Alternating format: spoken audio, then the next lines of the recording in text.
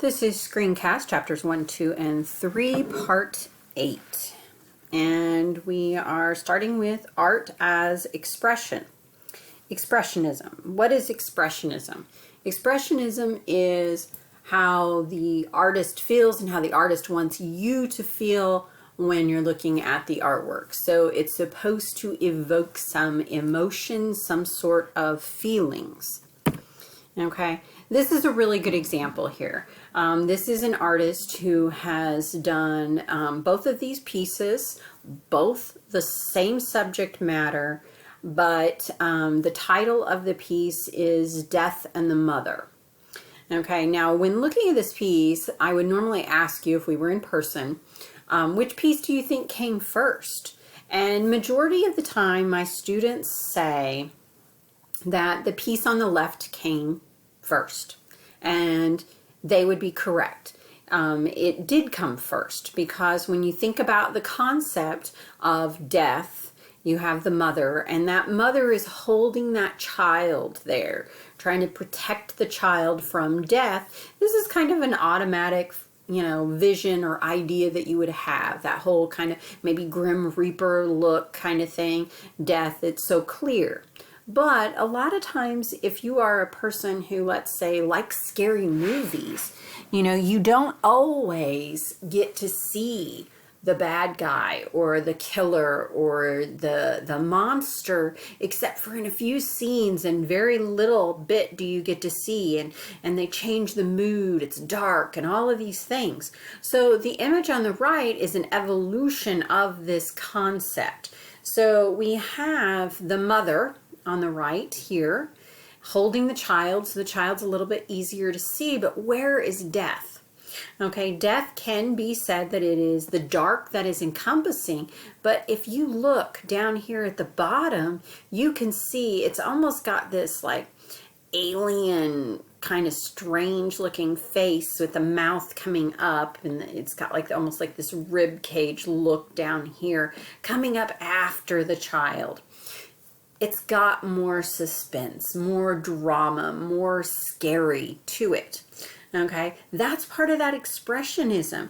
You give somebody something and they understand it, but then how can you take it further? And that's what this artist has done with expressionism. Now, German expressionism, a common term that a lot of people have heard, but they don't quite know what it is. Now, it has been categorized into three main movements. The first movement being the bridge. The leading artist and founder of the bridge was Ernst Ludwig Kirchner. Now, I want to point out, this is not art history class, but we do throw out some names and dates and things like that every now and then. So if I do that, if I were you, those were the things that I would definitely make note of for an exam. So, leading artist and founder of the bridge was Ernst Ludwig Kirchner. You can find on page 486, figure 2113, an image by Kirchner. Now, this is the image that you will find on there. Now, his work really dealt with isolationism. So when we look at this, we're looking at people that there's a crowd, but you can see no one's really interacting with each other. And I remember for years just looking at that little girl figure in the middle and thinking, oh, how creepy she is. I wouldn't go up to that little kid. A kid might be saying red rum back at me or something. It's a little creepy and a little scary. Okay. Now, the second movement of German expressionism is the Blue Rider. This group took their name from a painting by Wassily Kandinsky. He was the first person to eliminate recognizable objects from his paintings. Very important to remember that. Now, we're going to look at a painting by him, but I want you to remember this quote when we look at this painting. The harmony of color and form must be based solely upon the principle of proper contact with the human soul. Okay, so I know sometimes when I say some of these quotes or I give you a definition, sometimes I sound like Charlie Brown's teacher, that whole wah, wah, wah, wah, wah, wah. I want you to think about what I just said. What does it mean to you? The harmony of color and form. You now know what form is. You knew what color was.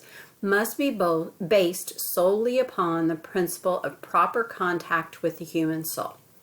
Okay, so what does that mean, guys? Have you ever heard of colors having associations to, let's say, feelings, moods, right? Certain people, they have maybe a signature color.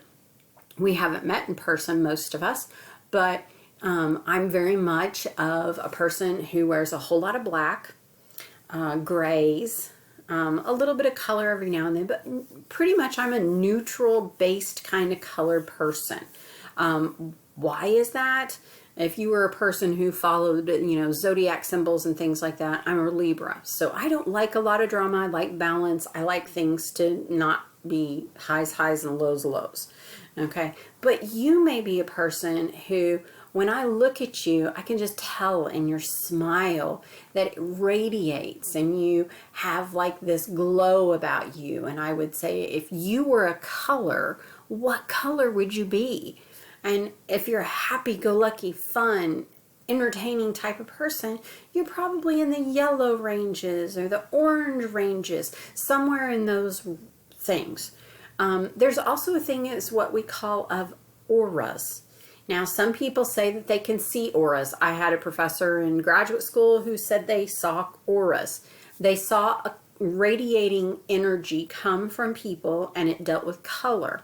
So if you were to do that, what color would you be? Do you see an aura? Okay, this is a painting by Wassily Kandinsky. Now remember, he is the first person to remove recognizable objects from his paintings. With that being said, I know that if you and I were to walk outside and look up at the clouds, somebody would point up and say, oh, look at that hippopotamus, or oh, look at that, turtle. We would see things, and not all of us would see it, but some of us would see it. Those basic shapes make us think of something else. So this particular painting, there's a lot of something else in here. So, we have here the little blue guy with the smile and the whiskers. Isn't he just cute? He's not supposed to be there, but we see him anyway. Up here, look, that looks like an exotic bird, a macaw right there. We have this kind of looks like a lizard. You have a person in profile right here. You see their forehead, brow, eye, nose, mouth. This, some people say it looks like a rose. I myself see it as some sort of musical instrument. I see another musical instrument over here. Looks like an acoustic guitar here. Some people say I see it as a mask. I think these right here are just the cutest little toes. And then we have a pink-billed Donald Duck. But you see how there's tons of stuff in there. Sometimes students will every now and then they say something and I'll be like, I don't see that. And you might be doing that right now. And that's perfectly fine because we're not supposed to be seeing anything in that. Wassily Kandinsky's intention was not that, but we will automatically do that. And I want you to realize that. Now, the third movement in German Expressionism was the New Objectivity, and this dealt with horrific images, bloody, violent, those kinds of images. Now, Abstract Expressionism. This is a term that was first used in 1929 by Alfred Barr Jr. to refer to the non-objective paintings of Kandinsky. So we looked at Kandinsky, now we're getting Abstract Expressionism as a terminology that is dealing with looking at his paintings. Now, the best known Abstract Expressionist painter is the painter Jackson Pollock. He's known as an action painter. We also sometimes call him Jack the Dripper. So it might be easy for you to remember that. But he was known for these drip type of paintings. He actually stood over the top of the canvas and flung the paint.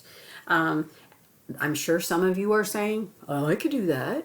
Well, one of the things that's interesting, and when we talk about, what makes a piece special, that blue painting, this is one of those where these paintings, these drip paintings, I would tell you that I could take two of you outside at the same time, give you paint, have you do the same stroke with the same paint, same brush, everything.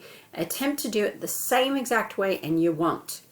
You cannot forge this. You cannot copy this. A computer can, sure, but the person cannot do that. That kind of makes it special in the fact that I myself, I know when I first looked at it, I thought, oh, it looks like a drop cloth and somebody's drips of paints are all over it. You know, some people are like, my 3-year-old could do that.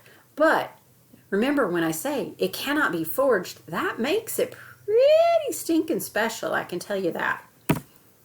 Now again, this is that Norman Rockwell looking at Jackson Pollock. Now, Lee Krasner is another abstract expressionist, one of the only women in mainstream abstract expressionism. Her name was Lee Krasner. She was the wife of Jackson Pollock, and when Jackson Pollock passed away, she actually brought back the figure into German expressionism. Now, Willem de Kooning is another abstract expressionist painter that I want you to take a look at. So in this particular piece, the title of it is Woman and Bicycle. So a lot of times I always say, okay, we see the woman, but do we see the bicycle? Some people do, some people don't. And I generally try and point out that here we have the handlebars, and then we have some circular motion, sort of like it is tires. And then here we have a seat. So some people might say it is a sash. It's all in the way you look at it. But some of the things I want you to look at is, what is the artist saying sometimes when they make a piece of art? So woman and bicycle, I'm automatically go, does this guy even like women? I mean, she's not done very nicely. I mean, she's got, her hands are up, holding open her shirt in this area to show her breasts and bustier. She's got these large, scary eyes and nose, and she has a mouth here. Some people think that's a choker, but nope, that's another mouth. Two mouths. What is that saying? So these are the kinds of things I want you to start really looking at and studying, and sometimes you have to know a little bit about the artist to understand what they're saying. Now, abstract expressionism and sculpture. David Smith was probably one of the only artists who coincide these two. Abstract expressionism and sculpture, it's non-figurative, but when we look at this, where's all the colors and things like that? But you should know from this quote, it says, they take on the colors of nature. They are colored by the sky and the surroundings. They reflect the colors. They are designed for the outdoors. So we have this kind of painterly brush stroke that is kind of buffed into the sides of this metal. So if we put it outside and we have the blue and the greens and all of these colors reflecting in it, yeah, it looks a little bit more like a Wassily Kandinsky piece. Now, style. Page 36 and 37 in your text, you'll find 3 paintings. They all have the same subject matter, and they're all done in different styles. And one of the things to look at with these 3 pieces is that think about time in which it's made, the culture in which it's made. You know that you have an Asian piece there. All the pieces are someone getting their hair brushed. So you have one that is an Asian piece, very defined, looking like that. And then you have another piece that was done by Edgar Degas, that pastel-y type of piece with the woman on the bed getting her hair brushed. And then you have the other one that's very kind of a modern, almost abstract piece where it's all red and you just see like this hair look like it's being pulled up and brushed. So style has a lot to play in this. Sometimes the artists never find their own style. Most artists, when they begin, they're looking at other artists' work that they're like, oh, I really like that. I really love that. And you end up emulating somewhat. Like the Rembrandt piece and his student Willem Drost. You know, you're looking at those pieces and they all look very similar because it's an admiration that's happening, and it all comes back to style. Okay, I'm going to end this part and we will begin the next one with iconography.